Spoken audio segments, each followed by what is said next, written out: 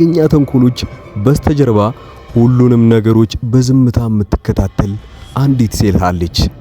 ማን ትሆን? ማርያ እቅዷ በሙሉ ከንቱ ሆኖ ሲቀርና አምናን እሷን ጨርሶ እንደጠላት ስታውቅ የምትገባበት የእብደትና የተስፋ መቁረጥ ሁኔታ። ቤሌን ከመድኃኒቱ ስራት ስትነቃ ባሮክ በሷ ላይ ሊፈጽም ያሰበውን አደገኛ ሴራ እና የማርያ እጅ ሁላ እንዳለበት ትረዳ ይሆን? በሌላ ትዕይንት ደግሞ ቤሌን በፍርሃትና በቁጣ ከነሱ ጋር ያላትን ግንኙነት አቋርጣ፣ ለምሳሌ ቤሌን አሁን የታረቀችው ከማርያ ጋር እንደሆነ ታውቃላችሁ። ታርቀዋል፣ አንድ ላይ ይሆናሉ፣ ቀኑን ሙሉ አንድ ላይ ሁላ ሊያሳልፉ ይችላሉ። ያኔ ማታ ላይ ባሮክ ሊያጠጣት ያሰበውን መድኃኒት እሱም እጅ እንዳለበት ስታውቅ ከሁሉም ሰዎች መሸሽን ትጀምራለች። እያንዳንዱን ሰፋ ያለ ማብራሪያና ትንተና ይዘንላችሁ መተናል። አብራችሁን ቆዩ። ከተቀበለች በኋላ ባሮክ አብሯት እንደሚተኛ በጭራሽ አላሰበችውም። አምናን ባሮክ ወደ ቤሌን ክፍል ገብቶ አብሯት እንዳይተኛ የሚያደርገው ያልተጠበቀ አደገኛ ዘዴ ምንድነው? ቤሌንና አምናን በድብቅ የታረቁትን ነገር ያው ባሮክ ደርሶባቸው ጥቁሩን የበቀል ምዕራፍ በጅምር አሳይቷቸዋል። እነዚህንና ሌሎችም በክፍል 54 የሚፈጠሩትን በዚህ ቪዲዮ ሰፋ አድርገን እናየዋለን። ቤሌን ያንን ቀለበት በጭራሽ መቀበል የለባትም የምትሉ ደግሞ ቪዲዮውን ላይክ እያደረጋችሁት ኮሜንቱን በልብ ቅርጽ አጥለቅልቁት። እስቲ ብዛታችሁንም በዛው እንየው። በክፍል 53 የመጀመሪያው ትዕይንት የቤሌን ውሳኔና የባሮክ ያልተጠበቀ እርምጃ። ምሽቱ አሰቃቂ የጭንቀት ድባብ አብቦበታል። ባሮክ ጣቱን ቀለበት ይዞ ፊቱን ላይ በተንኮልና ወንድሙን አምናንን የመበቀል የእርካታ ታጅቦ ቤሌን ፊት ቆሟል። ባሮክ ለቤሌን ያለው ፍቅር እውነተኛ ሳይሆን አምናንን ለማሳመምና ንብረቱን ሆን ብሎ ክብሩን ለማስመሰል ያዘጋጀው ትልቅ ካርድ ነው። ቤሌን በውስጧ በጭንቀት እየተጥለቀለቀች ነው። ከዚህ ቀድሞ በእልህና በንዴት የባሮክን ፍቅር ተቀብላ የነበረ ቢሆንም አሁን ግን የአምናን ጋር እውነተኛ ድብቅ የሆነ ፍቅር ታርቃለች። ነገር ግን ይህንን እውነት ለባሮክ እና ለቤተሰቡ ለመናገር ደፍረቱን እንኳን አላገኘችም። ቀለበቱን ለመቀበል ታጣ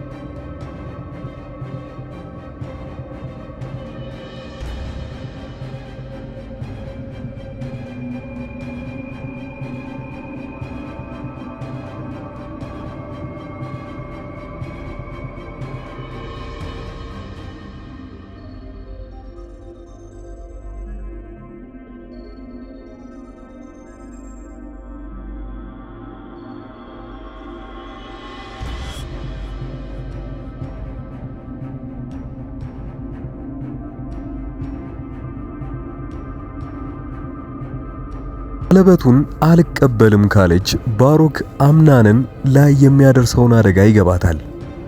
ደግሞም ወይዘሮ ሞርዚና ሙሉ ቤተሰቡ ወንድማማቾችን የምታጣይ አተራማሽ ብለው እንደሚያባርሯት ታውቃለች። ስለዚህ አምናንና ራሷን ከተረጋገጠች በኋላ ከአደጋ ለማዳን ስትል እጇን ዘርግታ ቀለበቱን በጣቷ ታደርገዋለች። ደንግጣ የቀረችበት ክስተት። ቀለበቱን ካደረገች በኋላ ግን ባሮክ በቃላት ያልተነገረ እሷን በጭራሽ ያላሰበችውን አደገኛ እርምጃ ይጀምራል። ቀለበቱን ካደረገላት በኋላ አብሯት ለማደር ወደ ክፍሏ ገብቶ በሩን ለመቆለፍ ይዘጋጃል። ቤሌን ይህንን ስታይ ያው ይዛ የነበረችውን ቀለበት በማድረጉ ብቻ ሳይሆን ባሮክ አካላዊ ጥቃት ቁጥጥር ስር ሊያደርጋት እንደሆነ ስታውቅ ከፍተኛ ፍርሃት ውስጥ ትገባለች። ትዕይንት 2 የማሪያ እውነተኛ ፍቅርና የተደበቀው ጥልቅ ሚስጥር። በሌላ በኩል ማሪያ አምናንን በጽኑ ታፈቅረዋለች።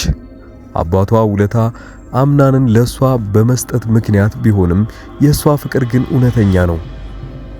አምናን ለሷ ምንም አይነት የስሜት ትስስር እንደሌለው እያወቀች እንኳን በፍቅሩ ተስፋ ሳትቆርጥ እሱን ሙሉ በሙሉ የራሷ ለማድረግ ትመኛለች። የማሪያ ድብቅ ሚስጥር። ማሪያ ከአባቷ ውለታ በስተጀርባ ያለውን ሙሉ እውነት ታውቃለች። ወይንም ደግሞ አምናን ለሷ ያለውን ስሜት የውሸት እንደሆነም እያወቀች እሱን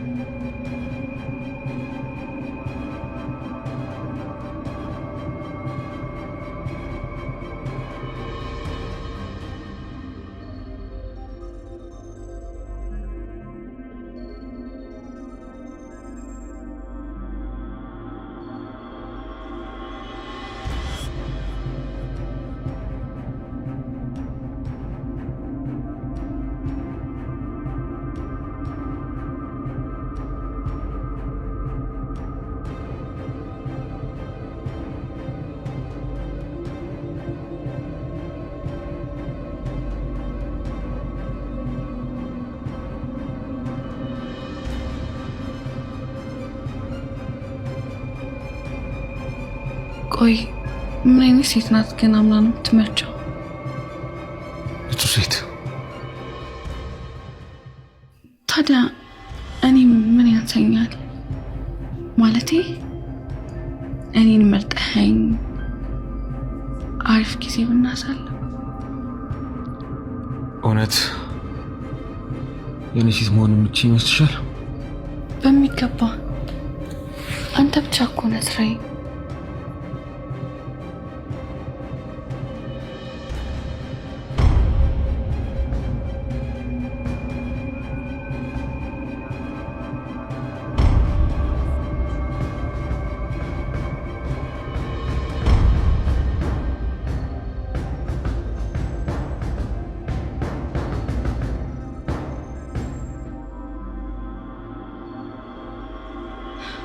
አስደነገጥሽን እኮ ቤሌን።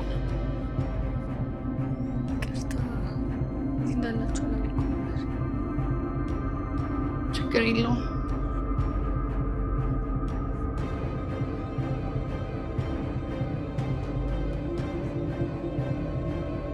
የዛሬው በክፍል 53 ላይ የሚፈጠረው የመግቢያ ጥያቄያችን አምናን በመጨረሻም ማንንም ያገባ ይመስላችኋል?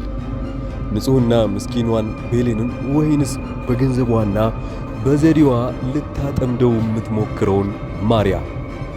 ሁለተኛው ጥያቄያችን ባሮክ የአምናንን እውነተኛ ወንድም መሆኑን የአምናን ቤት ውስጥ የሚከናወኑትን ሴራዎችና አደገኛ ተንኮሎች በስተጀርባ ሁሉንም ነገር በዝምታ የምትከታተል አንዲት ሴት አለች፣ እናት ዛህራ። እናት ዛህራ ቤሌንን የገዛ ደሟ እውነተኛ የሆድ ልጇ መሆኗን እስካሁን ድረስ ባታውቅም ለቤሌን ያላትን ስሜት ግን ከምንም በላይ የተለየ ነበር። ቤሌን ከባሮክ ጋር የቀለበት ጥያቄውን ስትቀበል እናት ዛህራ ከልቧ በጥብቅ አዝኖ ነበር።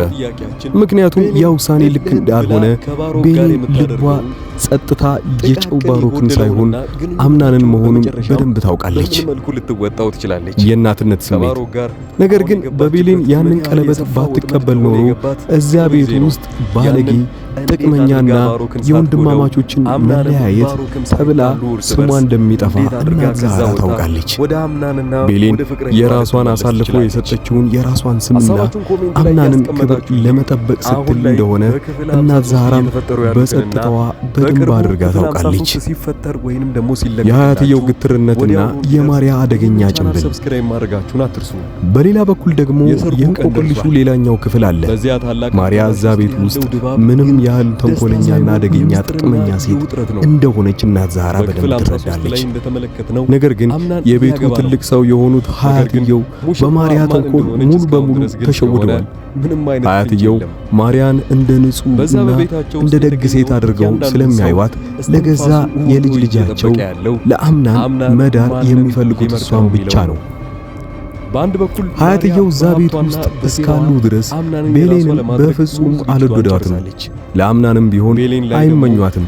ማሪያ ጥሩ ሴት እናት እያሉ ያለ እረፍት ቢወተውቷትም አምናን ግን አሁንም ቢሆን ማሪያን ማግባት እንደማይፈልግ በግልጽ ነግሯቸዋል። አምናን ይህንን የሚያደርገው የማሪያን ስሜት ላለመጉዳት በሚመስል መልኩ ቢሆንም እውነተኛ ምክንያቱ ግን በልቡ ያለችው አንዲቷ ቤሌን ብቻ መሆኗ ነው። አምናን የቤተሰቡን ጫናና የሀያትየውን ጫና በቃ ፍላጎቱን እንዳለ ባለማዋለቱ ምክንያት ብቻ ድብቁን ሴራ መቋቋም አቅቶት ሳይወድ በግዱ ማሪያን ለማግባት የሚሄድበት መንገዱ አሁንም ቢሆን እየታገለ ነው። የዚህ ሁሉ አስፈሪ ሚስጥር ቁልፍ ያለው በእናት ዛህራ እጅ ነው። ምክንያቱም እናት ዛህራ የሁለቱንም ወገን ሕመም፣ የአምናንን የጸጥታ ፍቅርና የቤሌንን መስዋዕትነት እናት የማሪያ አደገኛ ሴራ ሙሉ በሙሉ ታውቃለች።